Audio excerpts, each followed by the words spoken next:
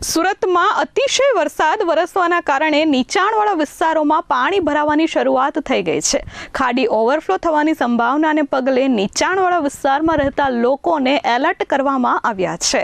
आप सबसे विनती है कि शहर में कल रात से चल रही बारिश के कारण खाड़ी का लेवल लगातार बढ़ा। आप सबसे विनती है कि आप सब ऊंचाई वाले विस्तार में तथा एसएमसी द्वारा बनाए हुए रिलीफ सेंटर स्कूल नंबर 219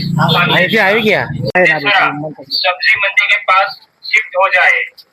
સુરતમાં છેલ્લા 2 થી 3 દિવસથી વરસાદી માહોલ બરાબર જામ્યો છે। મેઘરાજાની અવિરત બેટિંગના કારણે અનેક વિસ્તારોમાં પાણી ભરાઈ ગયા છે।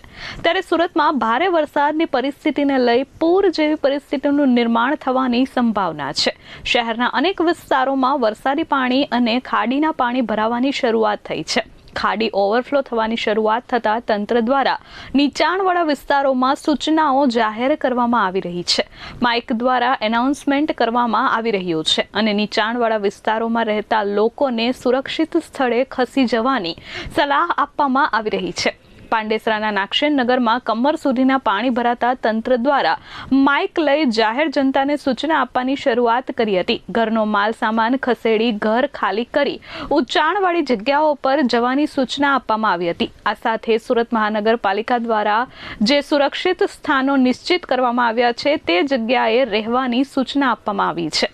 અત્રે ઉલ્લેખનીય છે કે અગાઉ પડેલા ભારે વરસાદના કારણે લોકોને ખૂબ મોટી હાલાકી પડી હતી। લોકો ઘરમાં જ પુરાઈ રહેવા મજબૂર બન્યા હતા, જ્યારે બીજી બાજુ તેમના માલ સામાનને પણ નુકસાન થયું હતું। ત્યારે આ વખતે પાલિકા દ્વારા અગાઉથી જ સૂચનાઓ જાહેર કરવામાં આવી છે અને લોકો જે નીચાણવાળા વિસ્તારોમાં રહે છે તેમને સુરક્ષિત જગ્યાએ ખસી જવાની અપીલ કરવામાં આવી રહી છે।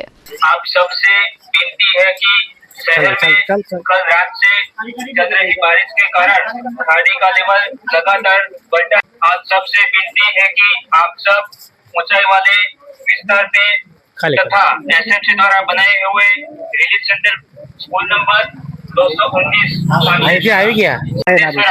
सब्जी मंडी के पास शिफ्ट हो जाए। ब्यूरो रिपोर्ट S24 न्यूज़, सूरत।